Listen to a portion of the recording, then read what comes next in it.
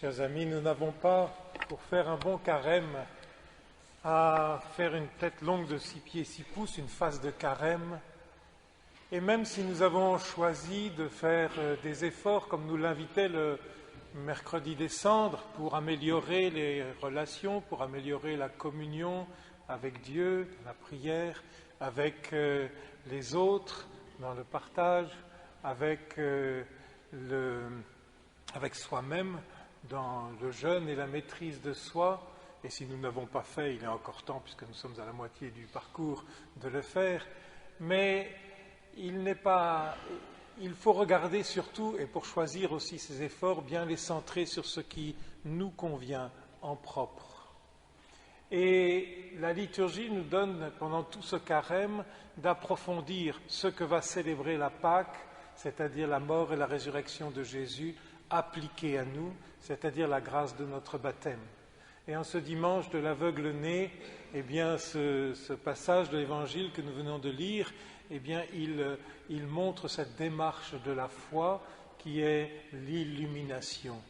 Croire, c'est-à-dire voir, c'est chez saint Jean, et adhérer, se laisser illuminer, et voir avec les yeux, apprendre à voir avec les yeux du cœur, comme disait la première lecture, et non pas en choisissant de l'extérieur, le pauvre Samuel qui voit passer tous les fils de Jessé, il voit, il sait avec le cœur, il voit comme le Seigneur lui indique, et petit à petit, il avance à choisir David. Ce texte nous montre d'une manière très belle tout le processus de la foi, tout ce processus que nous avons à accomplir pendant cette semaine, puisque si nous venons à la messe le dimanche, si nous lisons les textes le dimanche, nous savons que nous avons à les approfondir toute la semaine et à les mettre en pratique et qu'ils puissent devenir vivants.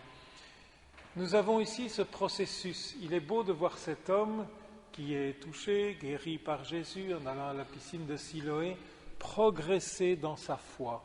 Et il nous faut, nous aussi, progresser dans notre foi, dans notre regard sur Jésus. Il faut commencer par le regarder, il faut commencer par se laisser toucher par lui, et pour ça, il faut prendre du temps, il faut savoir s'arrêter, il faut savoir revenir se resituer au centre de soi-même. Mais son regard va évoluer tout au long de ce passage.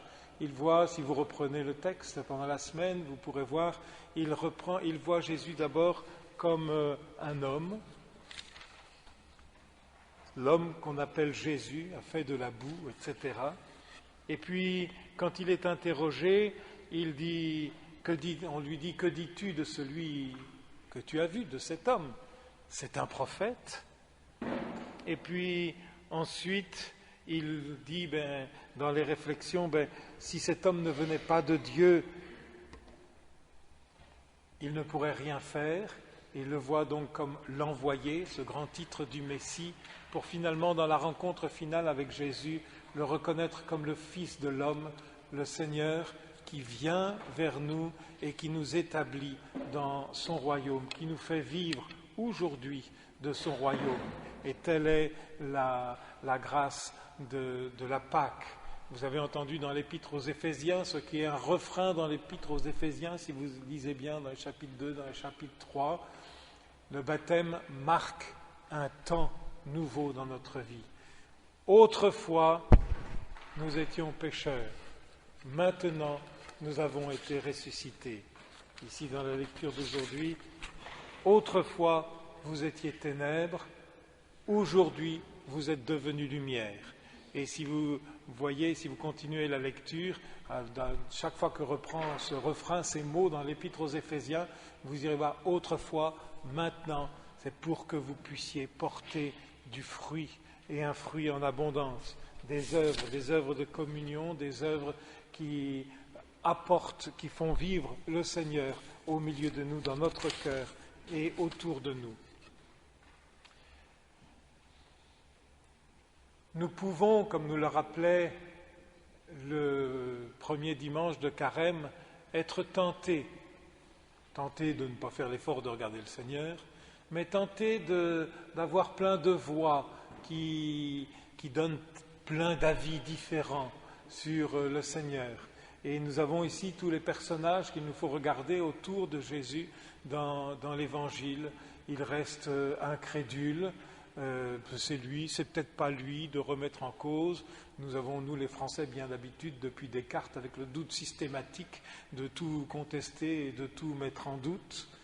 Mais nous ne sommes pas invités à en rester là, mais à avancer dans la recherche de la vérité.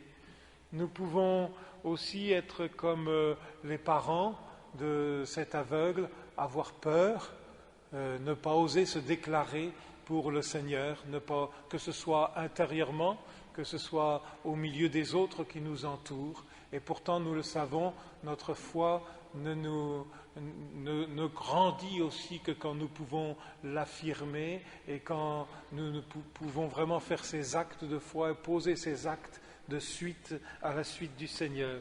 Nous pouvons enfin être comme les pharisiens qui, parce que Jésus ne respecte pas scrupuleusement la loi comme eux l'ont entendue, comme eux l'ont interprétée, et qu'ils sont un peu tatillons sur cette histoire de Shabbat, eh bien,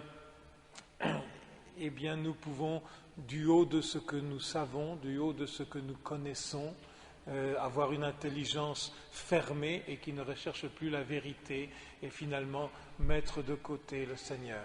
Mais dans ce cas-là, nous tombons sous ce jugement qui est traduit ici par remise en cause que Jésus nous montre et que nous savons bien, que ce soit dans les relations fraternelles, que ce soit en face de la réalité, que ce soit en face du Seigneur et de Dieu lui-même, si nous posons fermés, je sais déjà tout, je connais déjà tout, eh bien nous ne sommes que des aveugles. Et comme dit Jésus, notre péché demeure, c'est-à-dire que nous restons dans un état de séparation et non de communion avec Dieu, avec les autres, avec nous-mêmes. Demandons donc la grâce au Seigneur de pouvoir laver nos yeux comme dans cette piscine de l'envoyé, que nous puissions trouver ce collyre et cette eau pure dans notre cœur et dans nos partages entre nous, et bien que nous puissions vraiment grandir dans notre foi pour que, en cette nuit de Noël, nous puissions, comme ce dimanche, par ses fleurs, par sa musique, etc., désire nous y faire goûter déjà, mais que nous puissions rentrer dans cette joie plénière de la grâce de Dieu, du Seigneur qui est avec nous, en nous, et qui nous transfigure chaque jour. Amen.